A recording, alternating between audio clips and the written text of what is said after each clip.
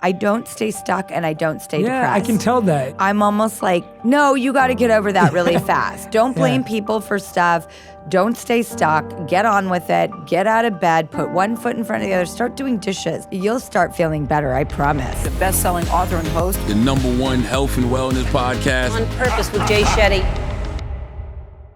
Jay, I think you were one of the very first people who graced us with your presence on our show. You know, we were such a new show and nobody wanted to talk.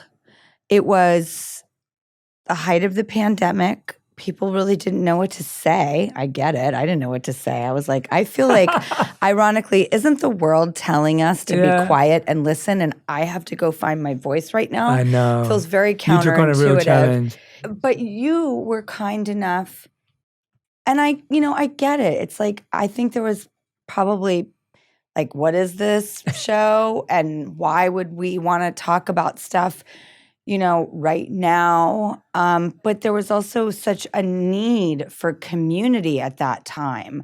But I just thank you for coming on so early and daring to come on something that we ourselves were literally in establishment mode. We were trying to set it up for success in the way that we wanted it to be something we loved and believed in, but everything was going to have to be done differently. Yeah, definitely. In 2019, when we were making the show, it was not going to be that show.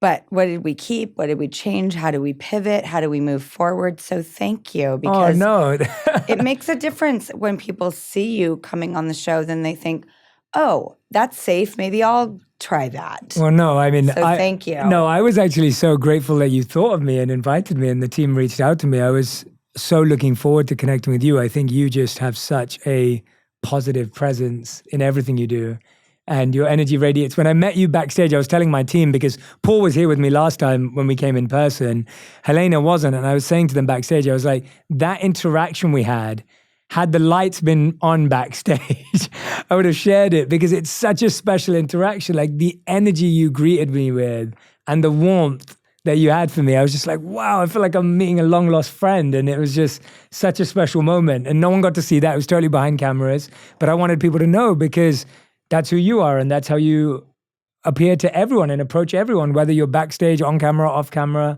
wherever you are. And so I saw that before and I'm so grateful I got to see it in person. I think it's also good to be wary of people who are different in different places and rooms. That was always something growing up in the job that I did. There was a lot of performative people who were different in different rooms. And then there were people who were attitudinally different in different rooms. And it was a very interesting juggling act to see why is this person different now here as opposed to in the other room where they were performing, they were doing a job. That's why they're different. Why is this person a little different here or there? Oh, it's because of the person. Oh, that's interesting. So they don't treat everybody the same. Noted. Where are you on? Where are you relaxed? Where are you utterly yourself? So human behavior was always so fascinating for me because I was trying to gauge what kind of human do I want to be? So I was always looking at everybody's, actions to sort of put on the sifter of what do I want to keep and what do I want to just go away and fall to the bottom. How early do you think you started to do that? Because I think that that's a skill that we develop over time. And I like what you said, that it's not as simplistic as saying, oh, well, that's a bad person. It's no, that's their job. They're performing, they're working. And then sometimes it's the person, sometimes it's the profession. But how early did you start noticing and observing? Very early. My mom also was I started working at 11 months old, but I remember my mom was part of this. 11 months? Oh, yeah, in a diaper. Not a euphemism. Literally, I started my job in a diaper. It was a commercial, and people thought that E.T. was maybe my first job, but it wasn't by a long shot. I had done a lot of TV films, a lot of commercials, and even a feature film. So I felt comfortable at that point when I went into E.T. So I feel lucky that I was blessed that I wasn't a quivering lamb in the field.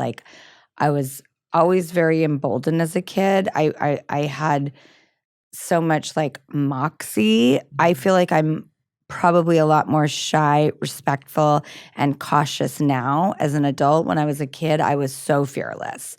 But I remember my mom was a part of like this theater group at the Lee Strasberg Institute, who's a very famous acting teacher. He taught Paul Newman and Marilyn Monroe and Al Pacino. They were all a part of like his, I wouldn't even know how to put it, but group. And she was doing a play there. And I remember like this one woman who would go in the back every night before her play, and she would just lay on this stage in a quiet room and like beat her chest and cry out so primal. And that was such an interesting thing to witness as a kid. I was like, oh, that's how she does it. Like, that's how she gets herself to be emotional and cry. So I was always clocking like whether it was how to do this job, or really I was hyper aware ever since I can remember about how people treated each other. A lot of cliches is like, oh, if someone's like rude to a waiter, like that was me as an like infant. I was so upset and put off by people who weren't nice to everyone. And there were plenty of people in the job that I was in that were a little coddled and, but then I also saw people who you thought wouldn't be shy because they were a performer, but they were. So I was like, well, don't hold that against them. That's just their real personality. Like I'm thinking I'm going to get this big, flamboyant, gregarious, loud person, and they're not on right now. They're turned off. And who they are is actually this very gentle, quiet soul. Oh, you're the world's greatest comedian, but you're kind of dark and moody? Okay. That wasn't what I was expecting, nor is it what I want, but I have to accept that's who you are. Okay, interesting. So you're observing everybody so you can make fun of it all. But if you let people in, you won't be able to. You keep a guard up on purpose. Understood. So I guess I was just always trying to figure out like why people did what they did. But I still to this day, like cruelty, arrogance, rudeness, short-temperedness is just, I don't have time for it. And even worse, if I am ever guilty of those things, oh my God, I take myself to task probably worse than I would anyone else. Yeah, it's hard, isn't it? You've reminded me of when I was in the monastery, there was one monk who was known for being pretty negative and being that way. So he had this reputation where he would always be negative, he'd be rude to people, he'd be, he had what you're kind of describing, like there was a bit of arrogance, there was a bit of bravado, there was a bit of rudeness, lack of sensitivity, everything that you're mentioning.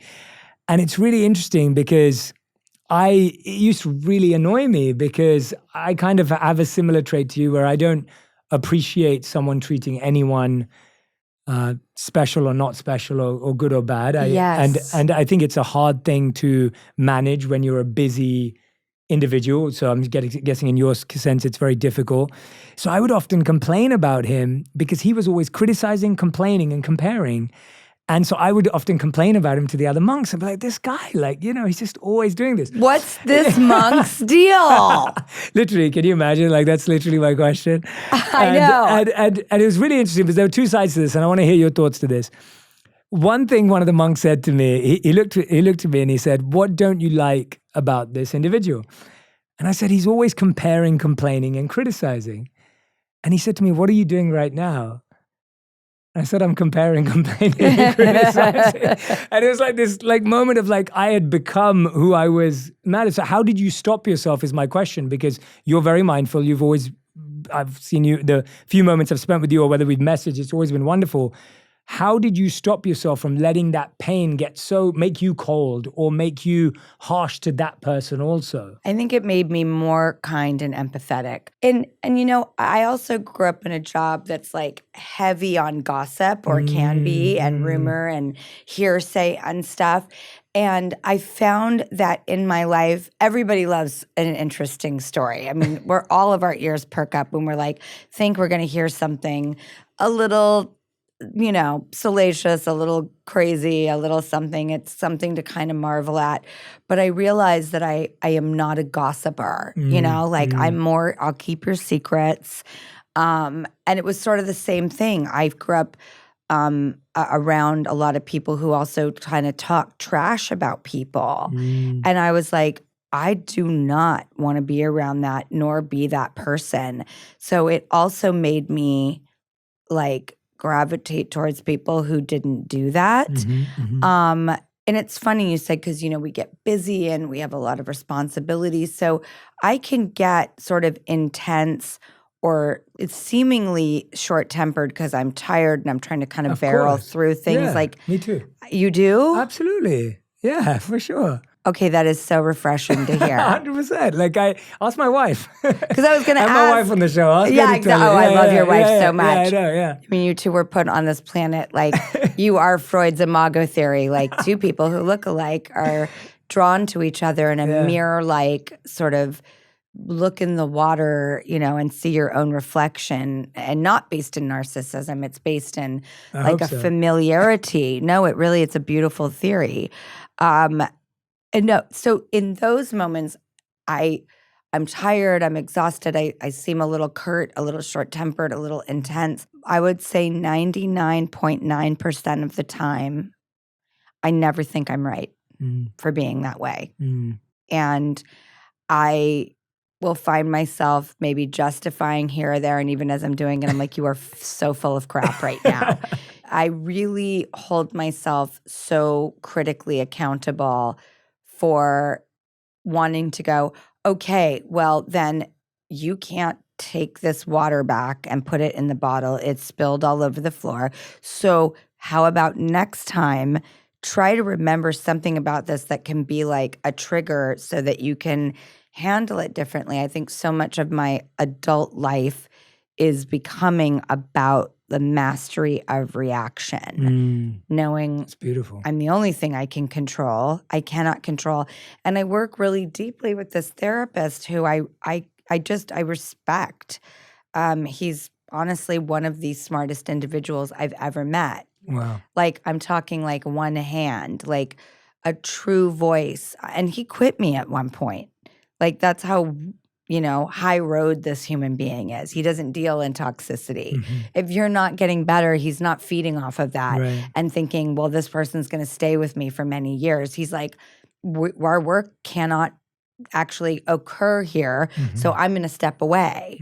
And I was like, God, you're good. I love you even more. I respect you so much. And I fought to break a cycle and a pattern that he just, after 8 years, was like, I can't do this anymore. And it was drinking. And when I was about 2 years, and I'm not sober, I don't work a program, I have alcohol in my house, like I party with my friends, so I'm not, when I say I don't drink alcohol, it's just like a one-lane choice of realizing something that didn't work for me. I thought I would master my whole life. I don't. I can't. So after I had stopped for about 2 years, because drinking was like a symptom of many problems, but it was the thing that was not allowing me to get to those next places, I asked him, will you please reconsider taking me back? I've put in 2 years. I'm not stopping. I'm feeling really good. This isn't for anyone else. It's not for you. It's for me. I know that's what you've always wanted it. If you do things for other people, it's so dangerous. They can just take it away. It's a burden. It's, there's no ownership in doing things for other people when it comes to that really crucial work. Because I love doing things for other people. It's just a matter of, and I think I'm a total codependent. Like with my kids, like, yeah, they're my whole source of life, joy, happiness, and, motivation. So be it. I'm a codependent. Who cares? Like, but I'm also my own individual. They're their own individuals. And we've got to take care of our side of the street. So I asked, could we go back to working together? And we did. And now we're doing the best work we've done in 10 years. Wow. And a lot of the work I do with Barry now, so much of this word comes up, which is inner. And that's not something, even though I think I was really in touch with spirituality when I was a teenager, it was so much a part of like my salvation and raising myself and getting emancipated at 14 and living on my own and being an adult my whole life and not having any semblance of like what society says kids are supposed to do with like go to bed on time, go to school, like eat a balanced meal, all that stuff. Like I just didn't have that in my universe. But I love when Barry uses the word inner, this rich inner life I'm trying to build that is the place in which I can tap into reaction, processing, control, all of those things. It's like there's really kind of only one place that truly can take place, and it's the inner world. And I have spent my life being an extrovert and going outwards. And that can be being a love junkie or being someone who loves to be playful and call it perform or just put myself out there, or affection or jokes and humor or my love of human beings. Like it's all out, out, out. And this is the first time that I feel like I'm really much more excited and ready to do this inner work. And it's cool because it is the place where you can do so much more, because a lot of those things you want to do with the outside world are not really possible or not really attainable, like control, like, changing the way things are or someone out there or a situation or the world at large.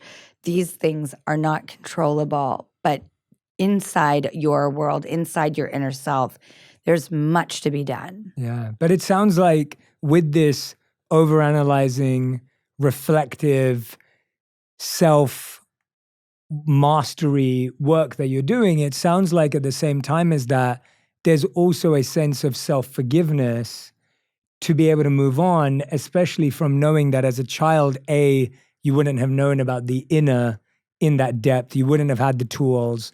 You were exposed to things as a child that 99% of children wouldn't be exposed to. So there also seems to be a sense of forgiveness for today and also forgiveness for that time. Is that, how would you see that? It's funny because I do think a lot of kids go through just crazy stuff. Absolutely, yeah. When I was in an institution for 2 years that my mom put me in, it was an adult ward too, but it was also a kid ward. So all these other kids I was in with, I was like, well, they're going through it too. Whatever their roads, took them to, self-destruction or abuse of a substance or hurting themselves or being out of control to the point where their parents didn't know what to do with them.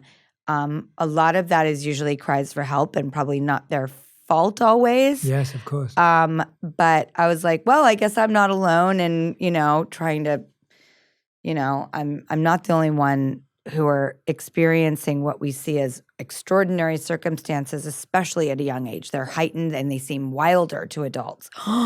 You're 14 or 13 and you're doing these things like, oh, if you were in your 20s, I guess that'd be more normal. Wow, that's such a good point. Yeah, I've never thought about it like that. Yeah, and then I think about kids who are, challenged economically or are trying to get, in somewhere, or they have to take care of their families, or they're latchkey kids, or they're trying to get into this country, or they're, doing things that like, once again, we're saying, oh, this is not what children are supposed to do. So I'm like convinced that I'm one of many that just kind of had stuff to deal with that we wish ideally kids didn't have to deal with, but a lot of them are. Yes. I just was never taught like what forgiveness was of myself. But I've learned along the way far ahead of self-forgiveness because this is a very new concept for me. So it's super fresh. It's like an open wound and it is not sewed up shut yet by any means. I need stitches and some isopropyl. Like I'm working on it. But I always was forgiving of other people. I grew up in a very unjudgmental landscape, like for better or worse, Hollywood is real open-minded. It's real liberal. And I don't mean politically. I just mean like, artistic people are kind of like a live and let live group, which is super cool. And that was great growing up. I was like, oh, so we can just kind of let people be, oh, okay, like cool.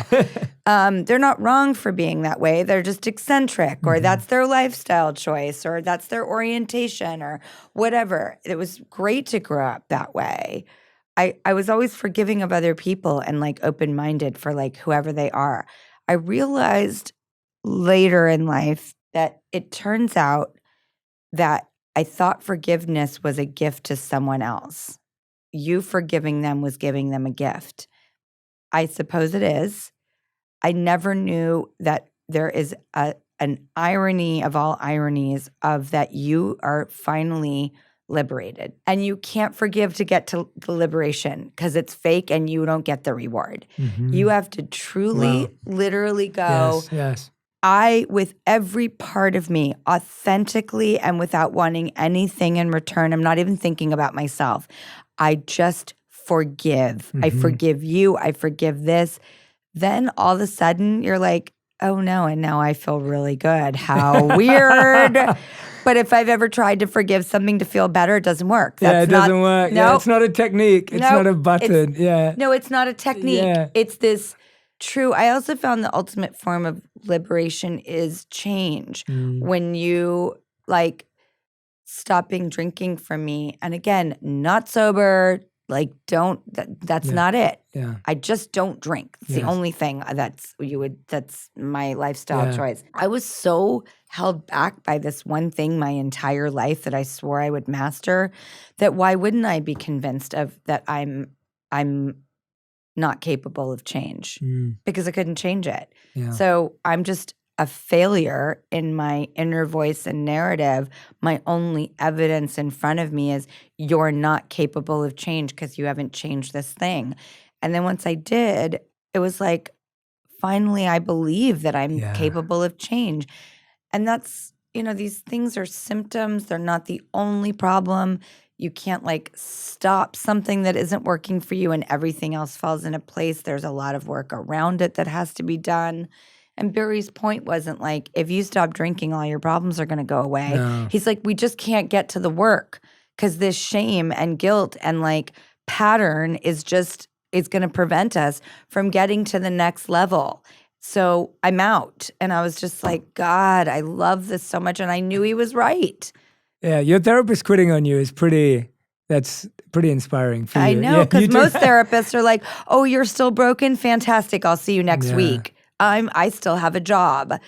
And so I think if you're seeking guidance, wisdom, therapy, spiritual leadership, whatever you are seeking out in this world, if you sense that person continues to feed and not help you grow and is fine with you staying in the same place, I don't think that's a good sign. Yeah, but I love that emphasis you're placing, that it wasn't ever about the external change. It wasn't just about, oh, if you stop drinking alcohol, then all your problems are solved. It was going on this inner journey for you. And I wonder, when you're doing this, you brought up two really important things. You brought up shame and guilt. And I think shame and guilt, deep down, whether you meet someone who seems confident or whether you meet someone who's insecure, shame and guilt are right there, right? Even when someone feels confident or is acting confident, often there's a shame and guilt of some part of them they're trying to hide.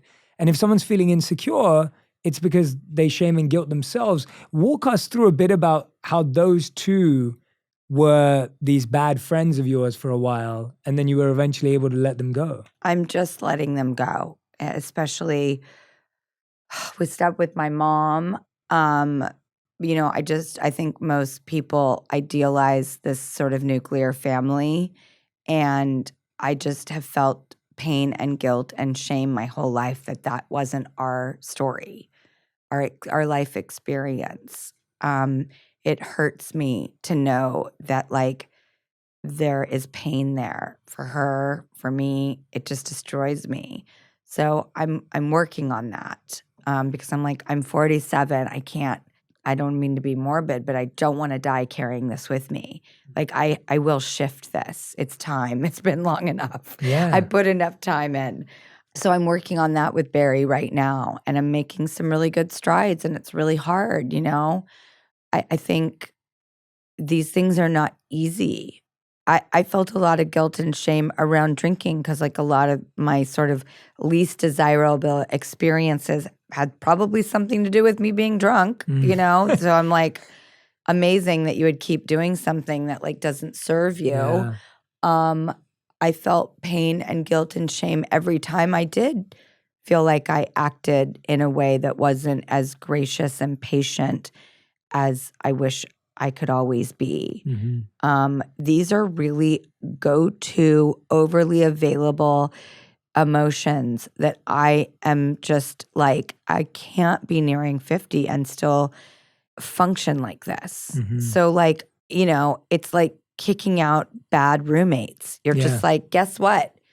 You are a sloppy, horrible person. You have bad energy. You're negative. You're messy. And like, I can't live with you anymore. Like, I want to get my own place and keep it tidy. And Jesus, like, how have I managed to put up with this for so long? Yeah. It's like, that's how I feel inside my body. Yeah. And shame and guilt are roommates I've had my whole life that I totally resent and like wish I could just give an eviction notice to. And I'm starting to like grow a pair and actually really take charge because I think I know like I'm running out of time. Like we don't live forever and nobody wants to think about death or dying. But it's an inevitability that we all share in common and we really don't even know actually when it's coming. So there's a part of me that's just like, I can't do this anymore. I'm fatigued. I'm exhausted. I'm desperate to know what the other side of this feels like. You know, we used to love 45 records and always the popular hit song was on the A side. And then we would play the B side and be like, this song's actually awesome. Yeah. I'm like, what is the B side of my life? What is the life that isn't so corroded with self-loathing, guilt, shame, beating up on myself all the time? People are like, you seem so positive. I'm like, you have no idea what I'm dealing with on the inside. It's so hard and heavy some days.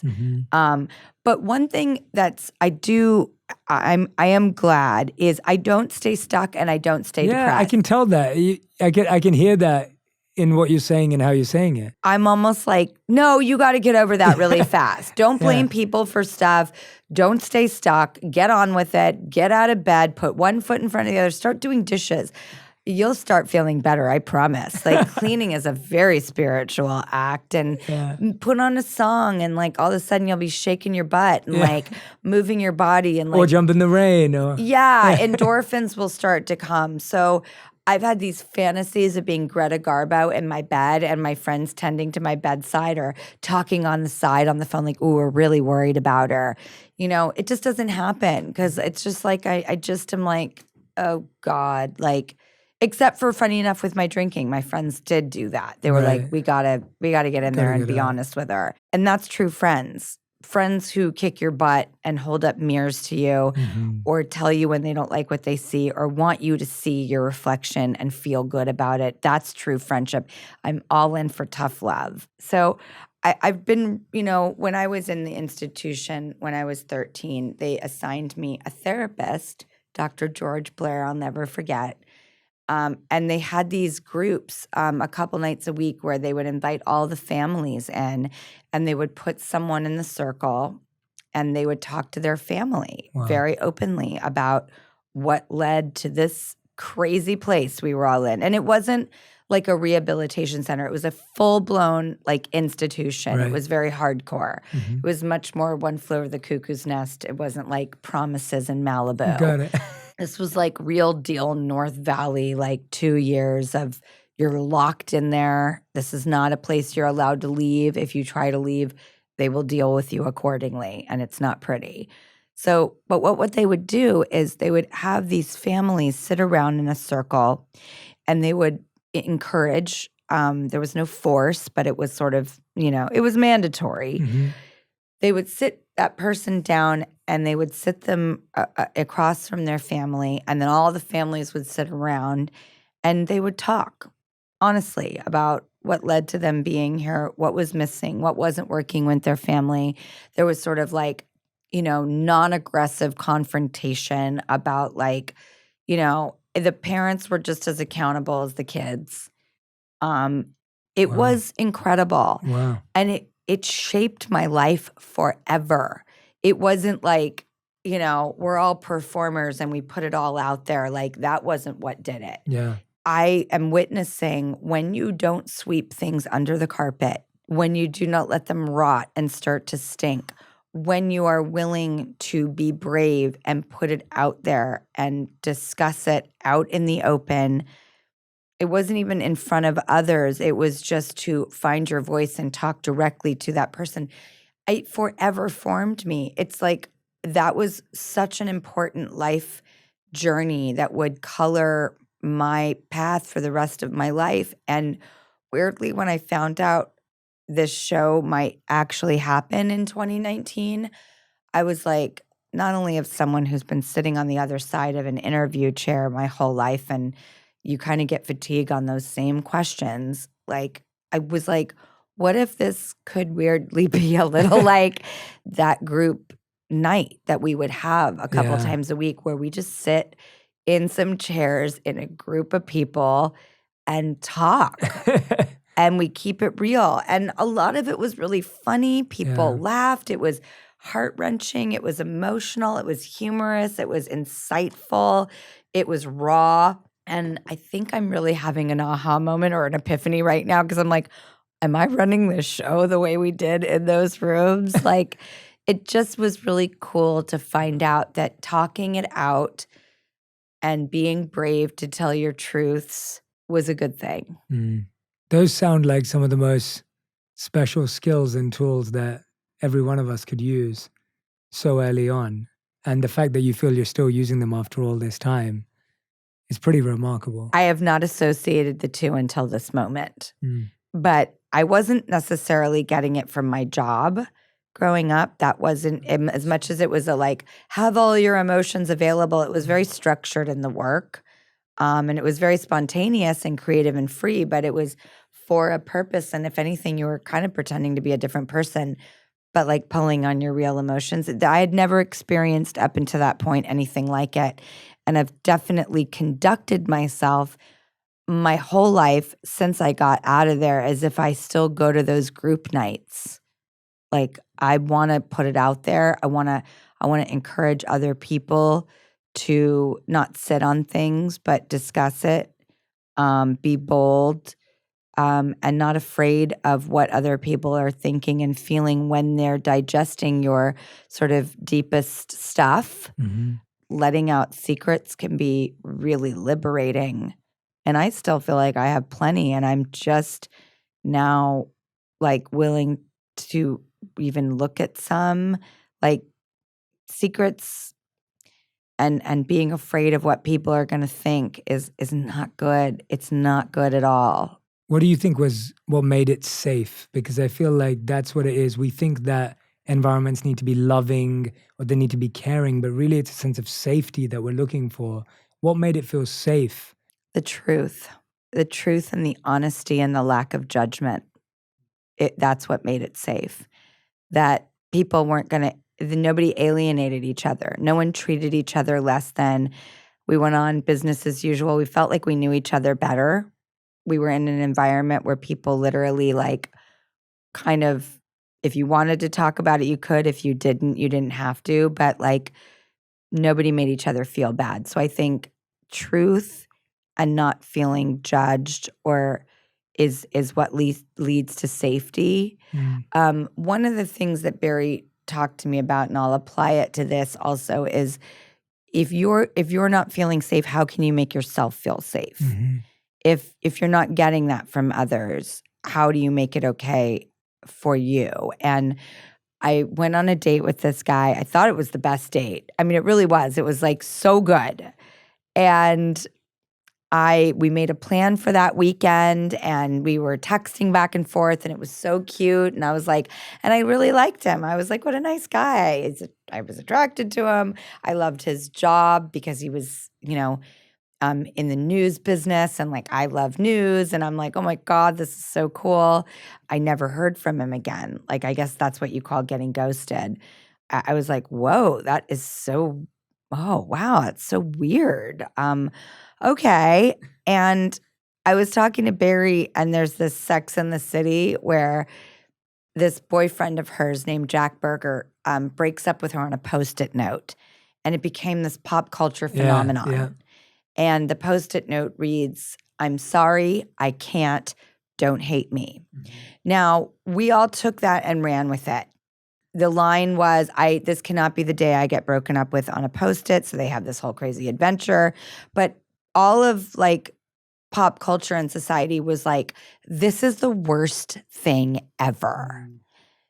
I'm like, Barry, that is the most giving thing that I could ever ask for in modern society, being a single girl. I swear to God, I'm sorry. Okay, great. I can't. Thank you. Now I know where you're at. I know to move on. This is so informative that I appreciate the gracefulness and the graciousness of you, like just telling me there's no there. And don't hate me. Okay, I get it. You're being self-effacing. You know this is maybe not kosher, but that's okay because it's your truth. Yeah. We can't be mad at people because they're not what we want them to be. And I was like, I just wish I could get that Jack Berger Post-it note, Barry. And he goes, well, you can write it to yourself. Yes. And I literally was like, Barry, you just took out all the frustration, anxiety, uncertainty, unfinished business, lack of control, helplessness I feel. I feel good. I feel empowered. I feel like I want to get on a bullhorn and share this wisdom. Maybe this is a start. Yeah. It's like, oh my God, it was the biggest gift I could have gotten. So I think we can apply that to a lot of things. It's like, I'm not feeling safe right now because I just told my truth. Okay, then maybe you can tell yourself why it was a good thing, why you are safe, that there will not be consequences that are unsurvivable that come out of this scenario, and help yourself off the ledge by giving and fulfilling for yourself what we normally just tend to automatically look outward and to others for. I think what you just said right now is not only great for someone who's receiving that type of note, but it's also important for someone who often postpones that note. So we know so many people that are in a relationship that don't want to be in it, but they don't want to be seen as the bad person. So they'll let it stay on for another 6 months, another 12 months, another 18 months. And those people are in a prison. Correct. They're in a horrible jail that they have put themselves in by not dealing with it. I have a question for you. Yeah. Okay. How do you tell people to receive love? I think I'm really good at giving it. I'm great at giving it to my daughters and to my friends. But I've noticed how much of like my history with the romantic space, I am so stuck, and I'm the person who doesn't want to be stuck. And I don't care necessarily what others do or what happens. I want to know what work I could do to take my walls down, believe and trust, because I am really trying to figure that out right now. I've sort of told myself, I'm okay, I'm fine. I'm lucky I have 2 kids, so if it comes to, and I have these amazing friends and I have these beautiful coworkers, my cup really runneth over to the point where like, I don't feel like I need love. I'm abundant. I swear to God, I'm still scared or nervous, or I don't have any information that shows me that that's a safe space. So how do I do that? Yeah. I want to give you some tissues. No pressure. No. Thanks. Well, my first answer is going to be, I have two things. One thing was, What would Barry say? It seems like Isn't he awesome? He's on a roll right now. I'm like, we should go to Barry. Like, Barry, can we call you in and like dial you in right now? I want to meet you. But no, genuinely, like, what would he say? I think, obviously, I'm sure he's shared some beautiful wisdom and insight with you. A few things come to mind. The first thing is I think that we've placed romantic love, and people may not agree with this, but I just want everyone to sit with this for a second. And I really do believe that this is something you will appreciate, or you'll be able to receive. I really do believe that. And if anyone else doesn't, please sleep on it. Please think about it. I really do believe that we have placed romantic love on the pedestal and the number one position podium of love. And so since we were born and raised, we've been told that finding the one is the ultimate expression and experience of love. And what's really fascinating is that if you look at any of the wisdom traditions, they don't feel that way. All the wisdom traditions would suggest that the love that you have for your coworkers, your friends, your family, the stranger on the street, the person driving the car, the person that you just bumped into at the grocery store, at the coffee shop, like the love that you can embody and experience and share with that person and receive from that person, that love that you can share with anyone and everyone you meet, that is actually the ultimate expression of love. And so what you just said, that you're great at giving love to everyone, you have this beautiful full cup around you, but it's the wiring that's been put into our minds that without this, we are incomplete, unfulfilled, and undeserving. And so I'm not saying that as a way of saying to people, you don't need to find someone to love. I'm just saying that don't ever let that be it. There's so much more to what love truly is. And so we've got to change our order of what's love. You know, you look at the wisdom traditions and they'll say the closest thing to unconditional love is a mother's love for her child. Yeah. Like that is like the closest thing to real unconditional love. Like it's not talking about a love between two people who romantically got involved. Like that's beautiful. I'm not saying it's not beautiful. I'm just saying it's not it. I think it's, okay, first of all, your answer is exactly what I was meant to hear. Because I do feel that pressure. Like, it's funny how I've been single for almost 7 years, and it's been some of the happiest years of my life. I feel so fulfilled that I'm almost like my walls are about fear of someone coming in and like tearing up the joint, you know? Like, I don't know if I'm That's fair. ready for someone to rock the boat of the goodness, of the balance, of the life I've ended up creating with my daughters, my friends, my coworkers. Mm-hmm.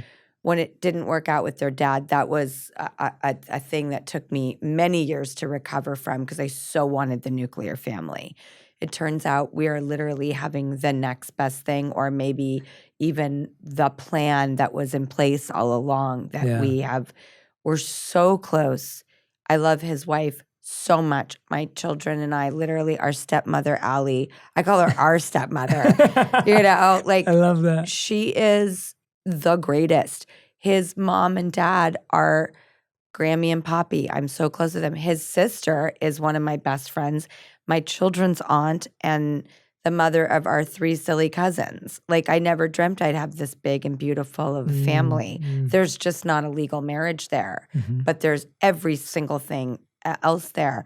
And since that stopped, I've just been okay. And I think it is a lot of societal pressure. And the reason I got so emotional asking you is because you're a monk and probably had set yourself up for the idea that you might not experience that. And I have probably given myself now, and you have a beautiful marriage. I have probably told myself a narrative of you will not have that kind of love. But it doesn't mean that I feel any less fulfilled, but I'm in a mindset of, oh, that particular type of love is not available to you. Yeah. So I asked you of all people because you probably had that narrative in your head yourself at some point. Yeah, definitely. I mean, that's And I couldn't agree more with you. Like, that needs to be on billboards and like really a much more common, confident understanding of love is love, which is the best kind or the most important kind or the one you think you're supposed to have.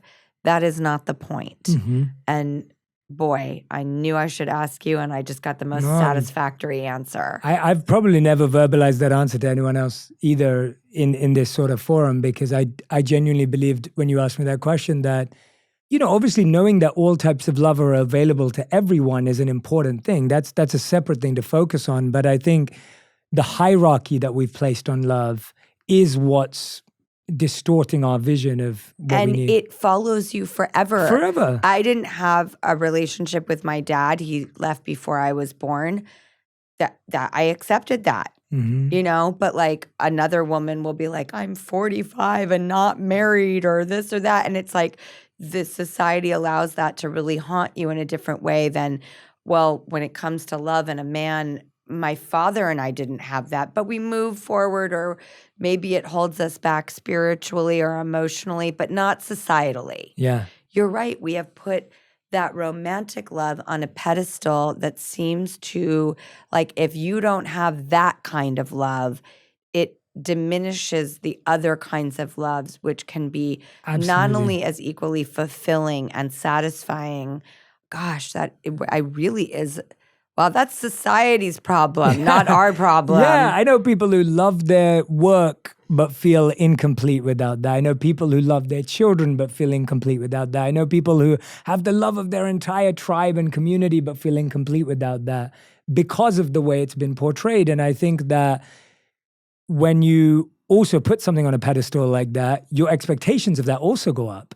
And that's no reason why that one causes us the most pain, because we also have more expectations of that partner than we do of our kids, of our parents, of our friends, of our family, because of that pedestal too. I So, can't agree more. I so also complex. I think it's bananas the way that people are so affected by the person they're in a, romantic relationship with. I always compare it to, well, you wouldn't be so upset if your friend did that. Yeah. Like, Yes, you'd just exactly. be direct and you'd figure it out and you'd fix it, and you Yeah. wouldn't take it so personally and flip out and build up all these resentments. Like, friends have a delicate relationship in a garden you still have to tend to, but Absolutely. the reactions are way less heated. Why is it that the minute sexual stuff is Yeah. involved, we literally like flip out? Yeah. Like, what is going on? Yeah. Oh my God. That's it. That Yeah, I've always we've- been aware of. Yeah. I'm like, I really just wish I could have a relationship like I do with my friends, because they're not so flipped out all the Yeah. time. Yeah, definitely. Like, we just deal. Like, We just do. yeah. I'm so glad you asked me that, and thank you for opening up so much. But I was wondering that, Well, because I knew that you had probably also believed that this was not going to be available to you in life. And that is the place I've been in for the last 7 years. Yeah. But mine was elective and yours was elective. yes, absolutely. So I was like, who better to ask this question to Yeah. than someone who had purposefully shut themselves off to this in service of, for you, it was your spirituality, your religion. For me, it was for my kids. Yes. But again, I'm not codependent on them. Like, No. I'm so aware of like how much that would screw everything up. Them, me, all of it. But they do inspire me to be my best self. No Yes. one's come along, no romantic partner, no one ever. My friends are the closest second, but they are the people that have come into my life that have truly encouraged, forced, and inspired the greatest change I've done in my life. Yes. And I think when it's elective and it's not suppressed or repressed or it's not done demanded, when it's done in that way, it can be really, really powerful, because it's almost like if everyone had a period of their life. I mean, I often ask this question to people that I work with or clients that I coach, and it's that, I started dating when I was 14, probably. Like dating. I don't know how old you were when you started dating. My first boyfriend Yeah. was when I was like in the 3rd or 4th grade. Wow. And he was my first kiss. No one but- would have dated me in the 3rd or 4th grade. Well, but that was it. Like, it ended there. It was very puppy Yeah. love. It was very sweet, and Yeah. it was very innocent. Yeah, so I probably had my proper first girlfriend when I was 14. And I often ask people, like, between your first girlfriend to where you are now, or your first boyfriend, or whatever it may be till now, like, how many days have you spent single? And for most people, that answer isn't very long. Like, I know people who could say 3 weeks, maybe 6 months, maybe 9 months, like when you look at a whole life and you start realizing that we haven't really spent much time having the opportunity to seek and experience all the other types of love because we've been chasing this one type of love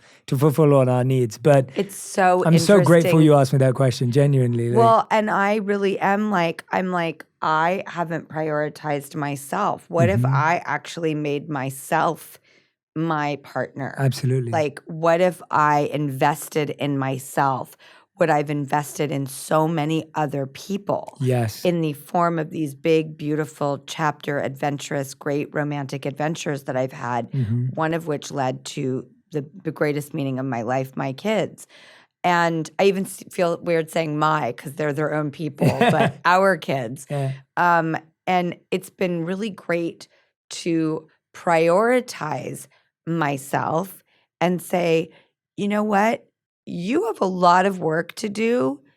You got to figure out how to be a parent. You've got to figure out how to raise your like inner child that did a lot of work back then, but there's some adult perspective you didn't have. So there's new work that needs to be done.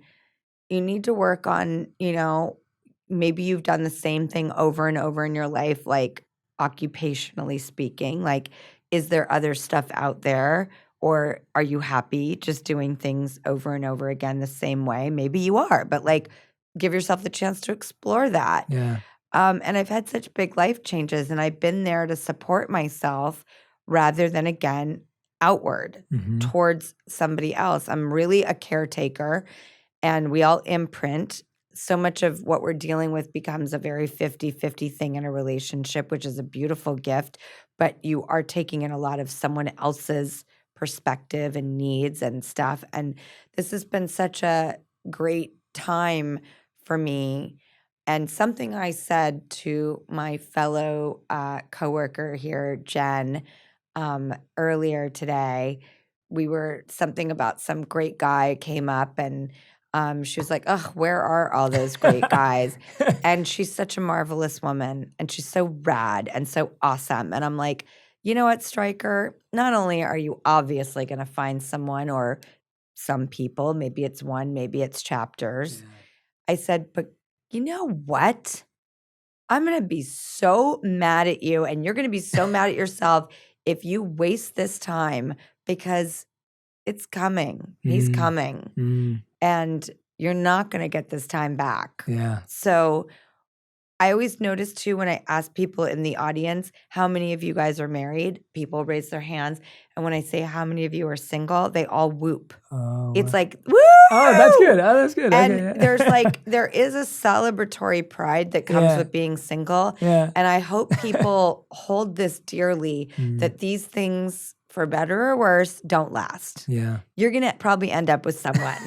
And so instead of like boo-hooing through this time, love it, like it, because one day it might be gone, and you'll romanticize looking back how great it was to be in a relationship with yourself. Absolutely. Drew, I love that. Thank you for coming to my TED Talk. That's what you should have said. It was brilliant. I would love to do a TED Yeah, Talk. well, I mean, you need to on this exact topic. I think it's unbelievable. I have one last question for you.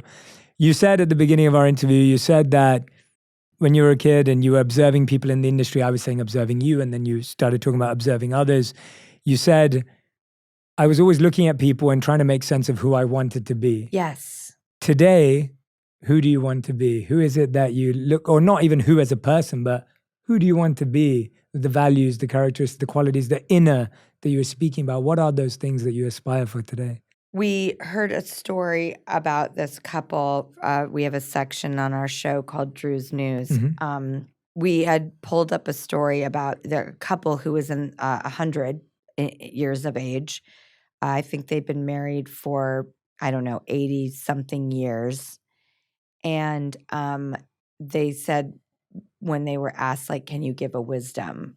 And their wisdom was, when you are getting in a row or a fight or something, like take a time out. There today who inspires me, because again, it does not have to be of the romantic kind, but when you see yourself rising, when that blood starts to boil, when you start to like clench and freak and get spun out, instead of spewing that reaction and like Linda Blair exorcist all over the room, I will have such regret for any type of moment that I have like that. And I want to become the master of the person who knows how to excuse themselves, walk away, take a deep breath. I have breathe written on my wrist in tattoo, and I still forget to look at it. Like after one rich, deep breath, after one removal of yourself in a situation, after one timeout, after one walk away, you are not going to come back usually as spun out. So I think that for me is probably like the goal du jour in my life right now is like behavior mastery. And funny enough, as far as the people I follow, it's the same people for the last 30 years. It's Nan and Chris and Peter and Brian and Steve. It's like Cameron and my oldest friend, Mel. We celebrate 40 years this year. Wow. I stick with people because I'm still trying to become like them. But we have a hella good time like along the way. But I just am in love with people who I think, God darn it. Yeah. When I get to be like you, when I can learn to react like you, when I can live the way I see you living, because they're not fun. They're not funny and spontaneous and cool and interesting and have a wild side. Like you don't have to be boring. No, definitely not. But I think when you're a kid, at least I did, I thought you probably were, if you were an almighty person, you were probably a crashing bore. So I wanted to hang out with all like the ruckus. I wanted to be in the rumpus room with all the like kookadoodles just like me. But everyone I admire, they're just like really cool people too. They're fun and loving and interesting and humorous. So it turns out all the people you admire don't have to be boring. They can be everything you want to be. Love that. Drew, thank you so much for this God, Jay, opportunity. I love you so much. I love you too. This was one of the most beautiful human exchanges that I've had. It was such a special memory because of your that interesting because I feel like that's what you do and give to people every it day. It is, but I don't know, it's different when you really get to hear from the heart and speak from the heart. I was going to say, it feels so open-hearted. Yeah. Like you and I just like, you know, my dad used to say about like the body, it's just Tupperware, man.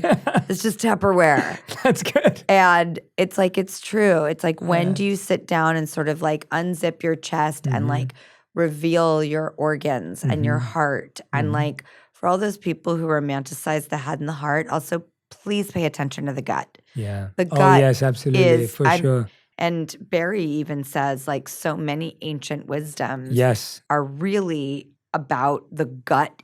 Absolutely. It's all about the gut. The health, the insight, the instinct, you know, the truth, the alarm bells. Yeah. Like, God, pay attention. One thing as a mom I've really hooked into in the last like year is telling my girls, I want you to pay attention to what feels good or makes you feel good.